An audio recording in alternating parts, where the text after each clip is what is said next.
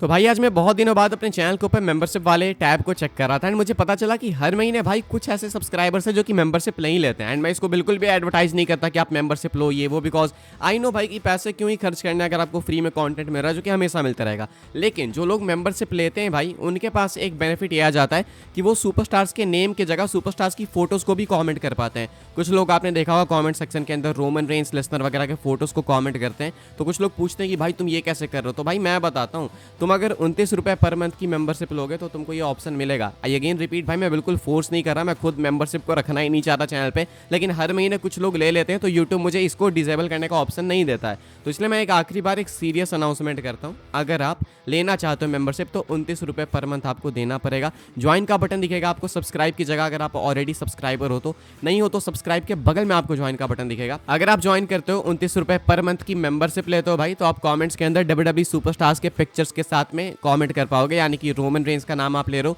तो रोमन की फोटो आप इमोजीज वाले सेक्शन से उठा के डाल सकते हो। सेम गोज विद भाई Brock Lesnar, Bobby Lashley, Vince McMahon etc जितने भी अभी मैंने डाल रखे हैं। अच्छा, इसमें एक कैच ये है ना कि जितने ज़्यादा मेंबर्स होंगे मेरे पास, मैं उतने ही ज़्यादा टैलेंट्स के फोटोज़ को फीचर कर पाऊंगा, बिकॉज यूट्यूब एक लिमिट लगाता है। तो अगर भाई आप सीरियस ले रहे हो इन चीज़ों को, अगर आपको एक्चुअली में कमेंट करना है तो आप मेंबरशिप ले सकते हो। जितने ज़्यादा लोग मेंबरशिप लेंगे मैं उतने ही ज़्यादा सुपरस्टार्स को ऐड करते जाऊँगा।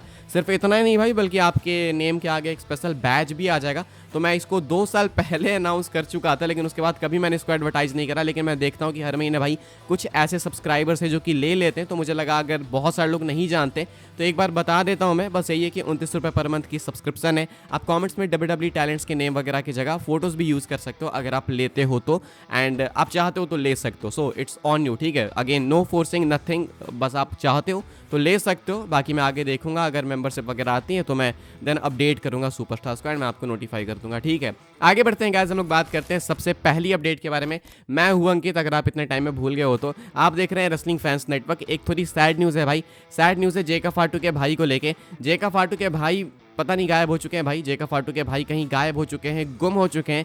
इनको लेके सैड न्यूज़ है। तो इनके एक फैमिली मेंबर ने भाई इस चीज़ को ट्वीट करा एंड ट्वीट करके इन्फॉर्म करते हैं कि इनके भाई जेका फाटू के यानी जर्नी फाटू कहीं गायब हो चुके हैं, मिल नहीं रहे। तो आप ये ट्वीट देख सकते हो कि भाई अपने स्क्रीन के ऊपर, यहाँ पे इन्होंने क्लेम करा है कि पिछले कुछ दिनों से वो गायब है एंड ये काफ़ी सीरियसली टेंस्ड है इस चीज़ को लेके। अब मुझे एक चीज़ इनके बारे में ये भी नहीं समझ आती भाई कि एक तरफ ये इतनी सीरियस कंडीशन में, लाइक अगर आप देखो रिसेंट में कितनी डिमाइस हुई इनके फैमिली के अंदर। पहले आफा अनोवा से पहले सीका अनोवा की डेथ हुई, देन आफा अनोवा की डेथ हुई, अभी जर्नी फाटू गायब है भाई। जर्नी फाटू एक सीरियस टैलेंट है भाई। आखिरी ट्वीट इनका 18 सितंबर को आया था अगर मैं गलत नहीं हूँ तो।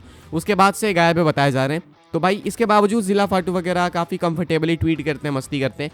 तो मुझे समझ नहीं आता कि बाहर वाले क्या अपनी फैमिली को लेकर इतना सीरियस नहीं होते हैं। मैं किसी पे देखो ऐसे वो नहीं कर रहा, यूज़ नहीं कर रहा कि भाई तुम इमोशनलेस हो या फिर ऐसा कुछ भी, लेकिन ऐसा देख के मुझे वियर्ड सा ही लगता है कि भाई अगर मेरा कोई फैमिली मेम्बर गुम है तो मैं क्या इतना मस्ती मजाक में ट्वीट्स करूँगा, ये वो करूँगा, मुझे समझ नहीं आती चीज़। लेकिन खैर भाई प्रे करना कि भाई ये मिल जाए। जर्नी फाटू एक यंग टैलेंट है, जेका फाटू के भाई ये सुलेट सुप की चीज़ें सही जाएँ एंड अगर मिल जाएंगे तो मैं आपको नोटिफाई कर दूंगा। फिलहाल भाई गुम है ये कुछ टाइम से, पता नहीं कि क्या है, क्या सिचुएशन है, क्या नहीं है। जस्ट होप कि चीज़ें सही हो, कुछ गलत ना हो। आगे बढ़ते हैं गाइस, बात करते हैं अगली स्टोरी के बारे में जो कि स्टोन कोल्ड स्टीव ऑस्टिन को लेके। तो भाई स्टोन कोल्ड स्टीव ऑस्टिन लगता है कि रेसलमेनिया 41 के अंदर मैच में compete करके ही रहेंगे, बिकॉज इनकी एक फुटेज निकल के सामने आई है जहाँ पे भाई ये जिम हिट कर रहे हैं एंड बहुत तगड़े लग रहे हैं भाई, बहुत स्टनिंग लग रहे हैं, बहुत ही जैक्ड लग रहे हैं। मैं आपको ये वीडियो दिखा देता हूँ।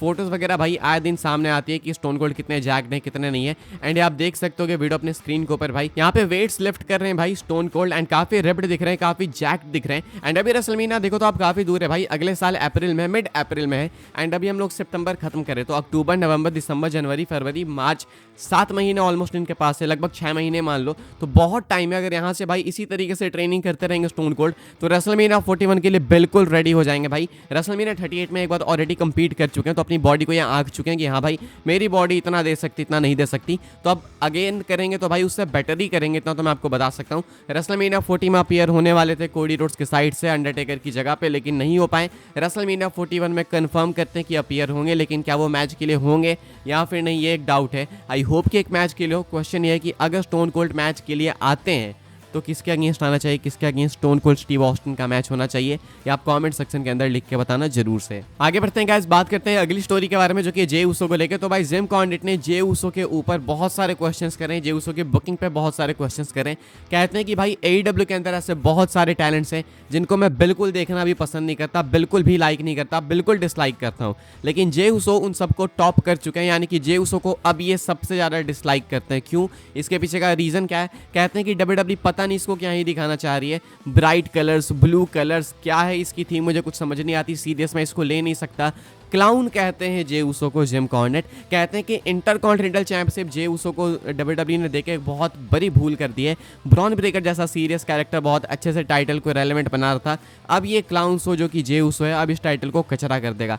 आई थिंक इनको पर्सनली जे ऊसो से कोई दिक्कत है, इनके कमेंट्स ऐसा लग रहा है। लेकिन भाई देन अगेन बात है बुकिंग पे भी क्वेश्चन करते हैं। कहते हैं कि WWE इसको जिस तरीके से बुक कर रही है वो काफ़ी सेमफुल है, जिस तरीके का इसका कैरेक्टर है मैं तो उसको बिल्कुल भी देख नहीं सकता। He is unbearable for me, ऐसा कहना है जिम कॉर्नेट का। अब क्या आप जिम कॉर्नेट की साइड में हो? क्या आपको लगता है कि जिम कॉर्नेट सही कह रहे हैं? क्या कैरेक्टर के साथ दिक्कतें हैं? या फिर नहीं, कमेंट करके बताना। मुझे एक दिक्कत नज़र आती है, वो है रिया रिप्ली वाली। अदरवाइज आई डोंट थिंक इतनी बहुत कोई मेजर प्रॉब्लम है, वो फिक्स हो सकती है एक चुटकी के साथ में।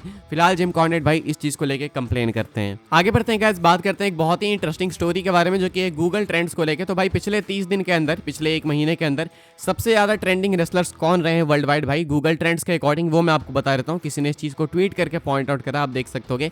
यहाँ पे आपको लाइन दिख जाएगी, जो रेड वाली लाइन है भाई वो रोमन रेंस की लाइन है, जो येलो वाली लाइन है वो रिया रिप्ली की है, जो ब्लू वाली लाइन है वो है कोडी रोड्स की। तो सबसे ज़्यादा इंटरेस्टेड थे लोग भाई रोमन रेंस में पिछले 30 दिनों के अंदर, उसके बाद रिया रिप्ली के अंदर, एंड उसके बाद कोडी रोड्स में। यानी कि सबसे ज़्यादा ट्रेंड्स में रोमन रेंस आ गए पिछले 30 दिनों के अंदर, देन है रिया रिप्ली, एंड नंबर 3 पे हमारे undisputed champion Cody Rhodes. Roman Reigns का तो होना बनता भी है भाई, बिकॉज मालूम है कि रोमन रेंस अब मेन स्ट्रीम जा चुके हैं, बहुत आगे निकल चुके हैं। कॉम्पिटिशन यहाँ पे रिया रिप्ली एंड कोडी रोड्स में। कोडी रोड्स भाई WWE के मेन चैंपियन है करंटली। रिया रिप्ली विमेंस डिवीजन में चैंपियन भी नहीं है, लेकिन इसके बावजूद वो कोडी रोड्स को बीट कर रही हैं। अगर आप गूगल ट्रेंड्स को देखोगे पिछले 30 दिनों के, तो क्या सोचते हैं इसके बारे में कमेंट करके बताना। आगे बढ़ते हैं गाइस, हम लोग बात करते हैं अपनी नेक्स्ट एंड फाइनल स्टोरी के बारे में जो कि NXT को लेके। तो भाई NXT CW नेटवर्क पे जाने वाली है। अगला जो एपिसोड है NXT का वो CW नेटवर्क से ही होने वाला है, एंड ये जो एपिसोड होने वाला है गाइस काफ़ी मैसिव होने वाला है, बिकॉज आप बहुत सारे मेजर चेंजेस एक्सपेक्ट कर सकते हो। पहले तो शॉन माइकल्स खुद ही कंफर्म करते हैं कि NXT में प्रेजेंटेशन में चेंजेस आने वाले हैं, यानी कि पता नहीं भाई क्या चेंज करेंगे। कहते हैं कि थीम में कुछ चेंजेस है, लोगो सेम रहेगा एक्सपेक्टेड है, लेकिन थीम में मे बी कलर्स में मे बी कुछ ना कुछ बदलाव हो सकता है। अभी एक और इंटरव्यू के अंदर स्पोर्ट्स इलस्ट्रेटेड के साथ बात करते हुए शॉन माइकल कुछ और टीज करते हैं। कहते हैं there are other big surprises coming down the pike. If you thought we were stacked before, you haven't seen anything yet, and that goes on both sides of the roster.